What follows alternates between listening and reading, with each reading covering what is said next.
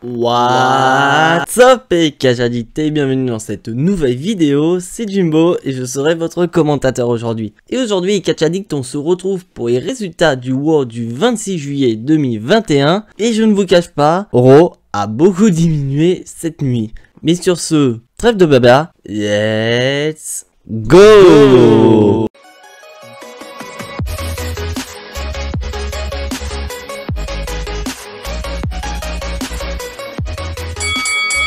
Et le show commence avec notre toute nouvelle championne de War, j'ai nommé Nikki Ash. Nikki Ash, elle arrive, elle a une grosse pop du public. Après c'est vrai que j'ai beaucoup de mal avec cette gimmick de Nikki Cross en tant que super-héros, bref, je n'adhère pas du tout. Mais avec le retour des femmes, ça fonctionne très bien, notamment chez les enfants. Et là, Nikki Cross nous fait le discours d'un top babyface très clairement en disant que voilà, elle a réalisé un rêve d'enfant, elle est championne de WoW, c'est tout simplement incroyable. Elle nous raconte que voilà, bon, si tu échoues, mais c'est en échouant que tu deviens meilleur, et que son costume, voilà, reflète sa personnalité, bref, elle nous fait des déclarations d'un top babyface, très clairement. Et là, nous avons l'ancienne championne, la grande perdante de la semaine dernière, Charlotte Flair, qui arrive et nous fait du Charlotte Flair à tirer à ribot, très clairement, en disant que voilà, c'est une énorme blague, Nikki Cross qui est championne, bref, elle a été volée la semaine dernière, parce que si Rhea Ripley ne l'avait pas attaqué la semaine dernière après le match, et Nikki Cross n'aurait pas pu cash-in sa mallette correctement et elle ne serait pas devenue championne.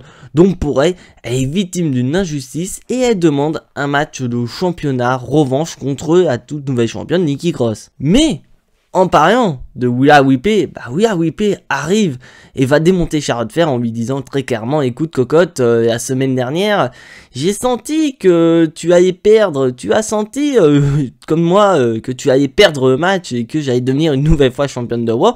Donc qu'est-ce que tu as fait? Tu as choisi l'option de facilité.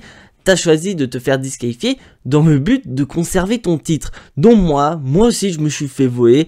Donc je vous demande un match pour le titre de championne de War. Et là d'un coup, nous avons les officiels Adam Pearce et Sonya Deville qui annoncent clairement la couleur en disant: ok, vous voulez toutes les deux un match de championnat? Pourquoi pas faire un triple menace à SummerSlam contre Nikki Cross. Et donc nous avons notre premier match annoncé pour SummerSlam. Nikki Cross affrontera Charlotte Flair et Rhea Ripley dans un triple menace lors de SummerSlam. Et toujours pas de Becky Lynch en vue. Et là, Charlotte Flair pète un énorme câble en disant que c'est ridicule. Pourquoi attendre SummerSlam? Moi, si je veux un match de championnat, je le veux maintenant. C'est moi qui me suis fait voler. Donc, je défie la championne ce soir pour un match. Et bien sûr, Nikki Cross, en top babyface qu'elle est, elle va accepter le match. Et donc, Adam Pearce officialise ce match où nous allons avoir Nikki Cross contre Charlotte Flair lors du main event de cet épisode de Raw. Mais à noter que le match n'est pas en jeu. Et après ça, nous avons Charlotte Flair qui attaque Rhea Ripley et Nikki Cross vire Charlotte Flair avec un dropkick en me disant que clairement, c'est son ring, clairement. Et là, on va passer au premier match de la soirée, le champion des États-Unis Sheamus contre Damien Priest. Et vous allez voir que durant toute la soirée, nous allons avoir des matchs pour déterminer le challenger numéro 1 au titre en question.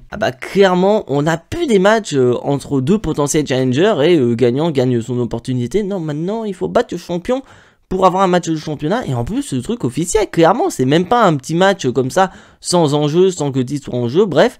Et là, c'est clairement, tu bats le champion, t'as un match de championnat, mais là, c'est officiel en plus. Et en parlant du match, c'est un plutôt bon match, j'ai bien aimé. Après, c'est vrai que j'ai un petit peu de mal de l'affiche entre Damien Priest et Sheamus, parce que voilà, c'est une rivalité qui est tracée depuis un beau moment. Tu te dis, c'est bon, pas besoin de mettre ce match-là pour ces deux s'affrontent pour le titre des États-Unis à SummerSlam, mais WWE nous font quand même. Mais ça reste quand même un bon match. Et on voit très clairement que Sheamus, il y a une faiblesse, il s'agit de son masque en acier, très clairement, parce que souvenez-vous, la semaine dernière, Sheamus avait remporté le match en foutant un énorme coup de boule avec son masque sur Humberto Carrillo, enchaîné avec un Brogue Kick, et là, cette fois-ci, Sheamus, il a perdu son masque, ce qui a rendu vulnérable, et ça a permis donc à Damien Priest de remporter le match avec son Reckoning. Et donc c'est officiel, Damien Priest obtient un match de championnat pour le titre des États-Unis de Sheamus. Et bah Sheamus il est pas trop content parce que déjà d'une il a plus son masque et que le public se fout littéralement de sa gueule. Donc Sheamus n'est pas très content. Donc maintenant la question qu'on peut se poser, c'est quand est-ce que Damien Priest aura ce match de championnat? Est-ce que ce sera la semaine prochaine à Raw ou ce sera lors de SummerSlam? Je vous laisse en parler dans les commentaires. Et maintenant on va passer au match de championnat Tag Team de Raw. Les actuels champions Omos et AJ Styles affrontent une nouvelle fois Eric et Ivar des Viking Raiders. Et bah très clairement c'est un match qui est dans la continuité de Money in the Bank. Ça reste quand même un beau match. Et à noter que quand même les Viking Raiders ils ont voulu y aller très très fort dès le début en portant le Viking Experience sur AJ Styles. Mais il faut pas oublier que Omos veille au grain. Et très clairement, comme j'ai dit, c'est la continuité de Money in the Bank, donc toujours AJ Styles qui a un petit peu de mal et que Omos, voilà, c'est un monstre de puissance et qui est dans le ring, il massacre tout le monde. Mais à noter, nous avons une belle séquence tag team de la part d'AJ Styles et Omos où Omos parvient à porter un énorme double chokeslam sur Eric et AJ Styles enchaîne avec son 450 splash, donc en gros son 450 splash. Pour le compte de 3. Donc et vainqueur est toujours champion. Et donc vainqueur est toujours champion tag team de Raw.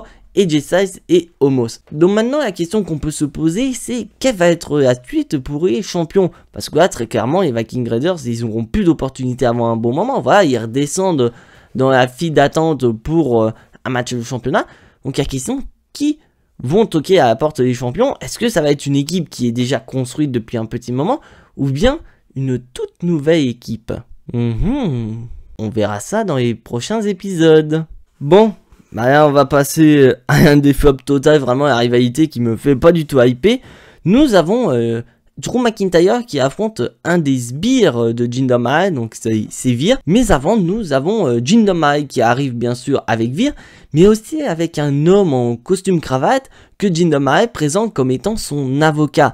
Et il annonce clairement la couleur à Drew McIntyre en disant voilà, je vais t'attaquer en justice, je vais te faire payer tout ce que tu m'as fait subir, mais je suis prêt à passer l'éponge à condition que tu fasses une chose, c'est que tu t'excuses. Donc je te donne une dernière chance, excuse-toi et j'oublie tout.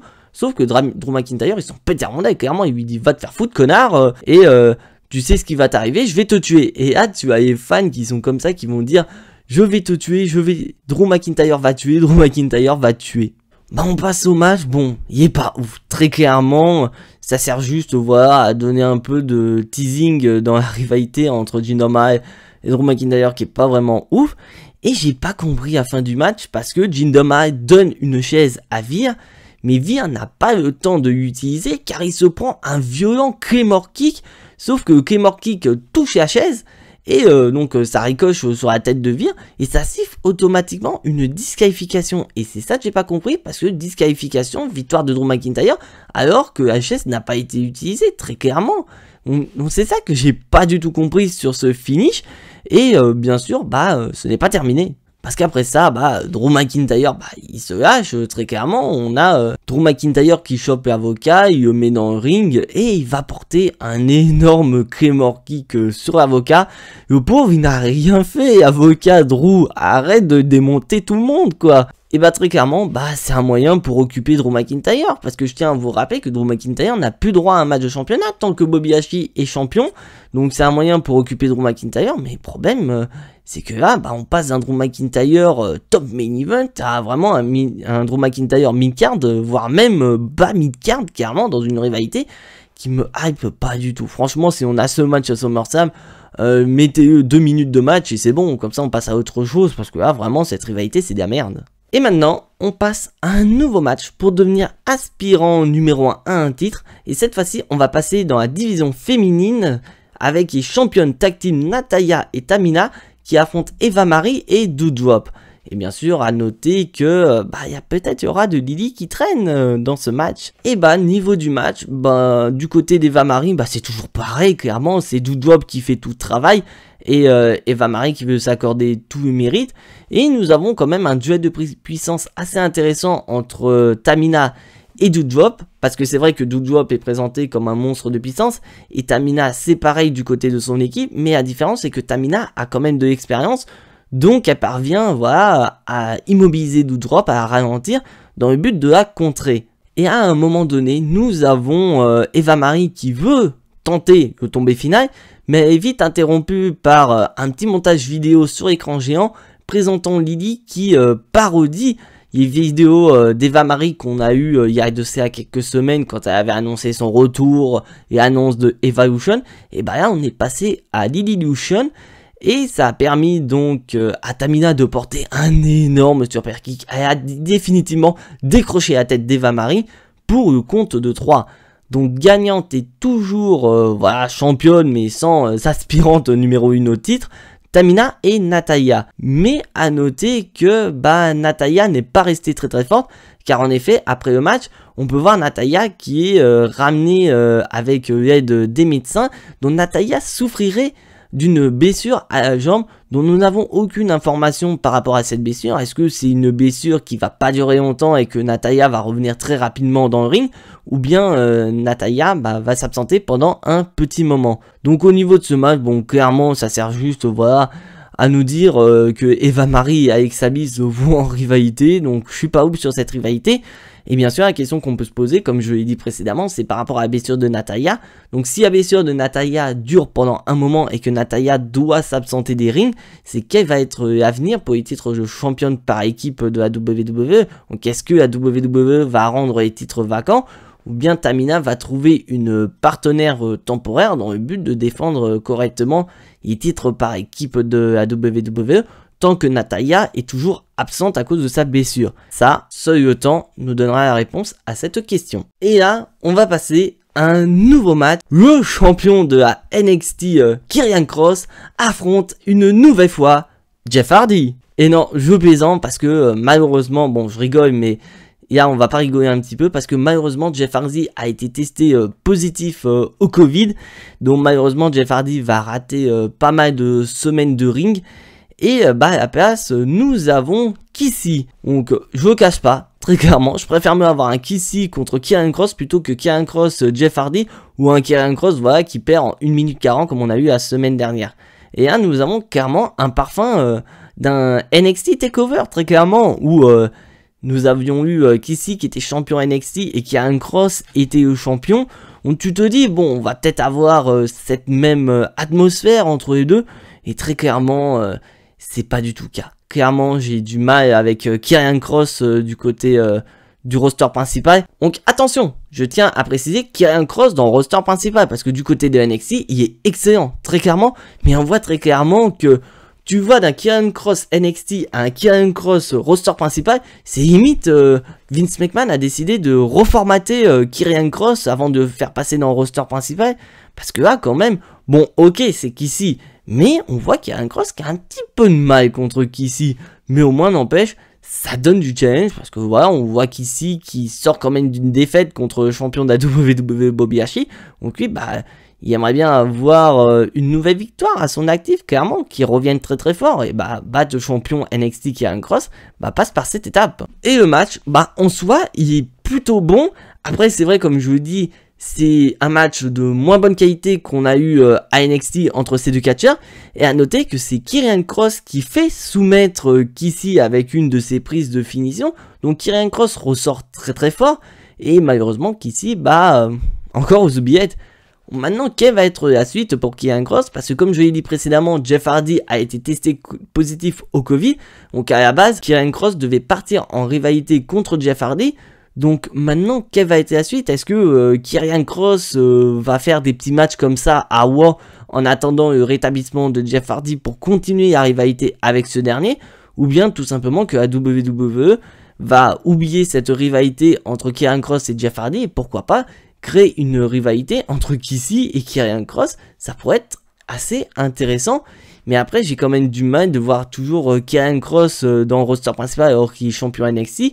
Ça donne du spoil pour le match de championnat entre Karrion Kross et Samoa Joe. Très clairement, pour moi, Samoa Joe, il va repartir avec le titre NXT. WWE va pas garder Karrion Kross champion NXT tout en étant dans le roster principal. Et maintenant, on passe dans la division tag team où nous avons les revenants de Rétribution, Mace et Tiba, qui vont affronter leur ancien leader Mustafa Ali et son nouveau protégé, son nouveau padawan, j'ai nommé Mansour. On voit très clairement que ce match ne sert qu'à une seule chose, c'est mettre en avant cette équipe entre Mansour et Mustafa Ali qui voilà vient d'être créé de toutes pièces. Sauf que là WWE se sont dit mais putain mais mec, on veut les mettre en avant, qui on peut mettre comme équipe, parce qu'on va pas envoyer les champions tag team, ça va retirer du punch. On peut pas mettre les Viking Raiders, tu veux mettre qui frère? On a mis ces Tibar, voilà, ils servent à rien, voilà. Vas-y mais on va les mettre là, ils servent à rien, ils vont mettre cette équipe en avant. Et très clairement c'est le cas, parce que vraiment bien que Mace et Tibar se sont battus, nous avons Mansour et Mustafa Ali qui sont clairement mis en avant. Bien qu'au début Mustafa Ali n'était pas trop fan de faire équipe avec Mansour, on voit quand même qu'il y a une belle alchimie entre ces deux catcheurs, avec vraiment des mouvements où j'ai surkiffé entre les deux catcheurs, et ça donne une équipe très intéressante. Et donc bien sûr c'est Mansour qui donne la victoire à son équipe avec un roll-up, parce que je tiens à vous rappeler qu'on a beau avoir le retour des fans, WWE doivent mettre au moins un roll-up dans la soirée, ils nous l'ont mis là, et bien sûr Mace et Tibar, ils étaient très déçus de perdre sur un roll-up, ils ont voulu attaquer Mansour, sauf qu'il a été sauvé par Mustafa Ali, et nous avons un petit câlin, de famille entre Mansour et Mustafa Ali, qui est, présenté comme une nouvelle équipe, et surtout une nouvelle équipe Babyface. Maintenant, quelle va être la suite pour cette nouvelle équipe? Parce que maintenant, c'est une équipe, comme j'ai dit, Babyface, donc ils pourront très bien aller toquer à la porte, pourquoi pas, des champions Tag Team de War, AJ Styles et Omos, très clairement. Et ça peut être une idée assez intéressante, et je suis très curieux de voir la suite pour cette nouvelle équipe. Et malheureusement, Mace et Tibar ne sont pas restés forts. Et maintenant, on passe à la réponse du champion de la WWE. Parce que oui, je tiens à vous rappeler que la semaine dernière, Bobby Lashley a affronté Kissy. Et après le match, nous avons eu Goldberg qui est venu et qui a dit qu'il était prochain. Donc il a challengé Bobby Lashley pour un match de championnat à SummerSlam. Donc là, on n'attendait qu'une seule chose, c'est la réponse de Bobby Lashley suite à ce challenge. Et très clairement, Bobby Lashley annonce sa couleur en disant que je n'ai pas de réponse à donner à Goldberg, c'est mon ring. Et qu'est-ce qu'il a fait la semaine dernière? Il m'a tout simplement manqué de respect. Il a manqué de respect au tout-puissant champion de la WWE. Et là, nous avons dans un premier temps Cedric Alexander et qui va confronter Bobby Lashley en lui disant attends mec, est-ce que tu m'as respecté quand tu m'as viré du Hurt Business? Mais avec le temps, je sais pourquoi frère, tu m'as viré du Hurt Business, parce que t'as senti que j'étais meilleur que toi et qu'à tout moment je pouvais devenir un nouveau champion de la WWE. Et après nous avons Shelton Benjamin qui arrive, qui va clasher un petit peu Cedric Alexander en disant voilà mec, t'as une voix agaçante, tu me casses les couilles quoi. Et que moi je suis pas là pour parler du Hurt Business, je suis pas là pour parler de la fin de ce clan, je suis là pour donner du challenge à Bobby Lashley. Et donc je veux affronter Bobby Lashley ce soir. Et MVP il dit non, vous n'allez pas affronter le champion de la WWE. Sauf que Bobby Lashley lui dit ok, je vais vous affronter, mais je vais pas vous affronter l'un après eux, je vais vous affronter tous les deux en même temps, comme ça ira plus vite. Et on part très clairement un Tornado Tag Team, on compare directement sur un Tornado 2-on-1 handicap match avec Cedric Alexander et Shelton Benjamin d'un côté et Bobby Lashley de l'autre. Et on voit très clairement que ce match sert à une seule chose, à mettre Bobby Lashley en position de d'homme super fort très clairement, mais il va en profiter aussi pour porter un message à Goldberg, car durant le match il va porter son jackhammer sur Shelton Benjamin, et après il va démolir Cedric Alexander et il ira même jusqu'à porter le tombé sur les deux catcheurs en même temps pour le compte de 3. Et dis donc Bobby Lashley, tu nous as fait une Roman Reigns version WrestleMania 37. Et donc Bobby Lashley ressort très très fort. Maintenant la question qu'on peut se poser c'est quelle va être la suite, parce que très clairement Bobby Lashley n'a pas donné de réponse à Goldberg. D'ailleurs Goldberg qui n'est pas présent, donc peut-être que Goldberg la semaine prochaine viendra et poussera à bout le champion de la WWE Bobby Lashley, et Bobby Lashley sur un coup de tête lui dit écoute, tu veux ton match? Ok, tu as ton match à SummerSlam et on va se taper tous les deux sur la gueule. Très clairement vous connaissez mon opinion sur ce match. Et maintenant on passe à un match qu'on a revu des dizaines de fois, Riddle contre John Morrison. Bon, bien sûr, je tiens à noter que nous avons The Miz qui est aux abords du ring, mais avant le match, nous avons eu une petite séquence où The Miz et John Morrison étaient en train de discuter avec nos champions par équipe de Raw, AJ Styles et Omos.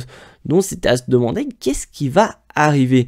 Mais n'empêche que le match, on a beau le revoir et revoir, bah ça reste quand même un très beau match entre deux très bons techniciens que sont John Morrison et Riddle. Et bien sûr, je tiens à vous rappeler que le Miz est aux abords du ring, donc il va distraire Riddle en utilisant son attaque pistolet à eau sur ce dernier. Et bien sûr, Riddle, c'est Riddle, qu'est-ce qu'il fait? Il porte un kick à The Miz, ce qui fait basculer The Miz. Et bien sûr, Riddle se fout littéralement de la gueule de The Miz. Et du fait que maintenant The Miz est neutralisé, le match va reprendre son cours. Mais malheureusement, nous avons les champions tag team AJ Styles et Omos, qui ressortent très fort d'une victoire contre les Viking Raiders, viennent s'incruster dans le match et ils viennent distraire Riddle. Notamment Omos qui brise en deux et la fameuse trottinette de Riddle. Donc Riddle il comprend pas, il dit mais attendez, pourquoi vous me faites ça, je vous ai rien fait.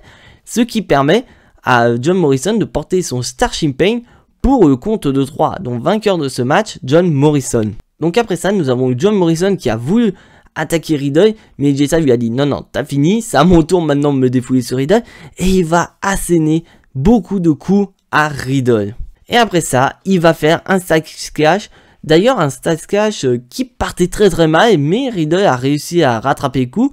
Et nous avons eu un bon Style Clash qui n'est pas botché. Mais à noter que durant la castagne d'AJ Styles, les fans ont chanté Randy Orton. Parce que je tiens à vous rappeler que Randy Orton est le partenaire de Riddle, mais que ce dernier est absent depuis pas mal de temps. Donc maintenant, quelle va être la suite des événements? Parce que là, on peut voir très clairement que les champions par équipe décident de rentrer en rivalité contre Riddle. Mais est-ce que Randy Orton va-t-il répondre présent pour aider son partenaire, ou bien tout simplement il va laisser se démerder et Randy Orton sera toujours inactif? Parce que très clairement, on a vu lors des dernières news que Randy Orton sur le site WWE, il était mis dans la catégorie des anciens catcheurs. Donc est-ce que par hasard Randy Orton aurait quitté la WWE, ou bien la WWE aurait viré Randy Orton? On ne sait pas, faut attendre. Et malheureusement, comme je le dis toujours, seul le temps nous donnera la réponse à cette fameuse question. Donc est-ce que Randy Orton est viré, ou bien tout simplement la WWE a décidé de donner congé à Randy Orton, et Orton reviendra peut-être pourquoi pas la semaine prochaine pour confronter les champions aux côtés de son partenaire. Bon, maintenant on va passer au flop total de la soirée. Champion 24/7, Regina affronte R-Truth. Très clairement, c'est plus de la comédie wrestling comme on dit, parce que clairement c'est pas un match de ouf. D'ailleurs un match assez botché je trouve, parce que déjà Regina qui met 3 plombs à retirer sa veste qui était au visage clairement. Et on voyait que ce match servait plus ou moins à donner un peu de charisme à Regina, de montrer ses qualités athlétiques avec ses pirouettes, etc. très clairement. Et donc c'est pas ouf. Donc bien sûr à noter que R-Truth avait un micro et il faisait que de commenter. Donc ok, ça paraissait un peu chiant, mais après il faut pas oublier que c'est R-Truth, il est la figure hilarante de la WWE, donc ça me choque pas.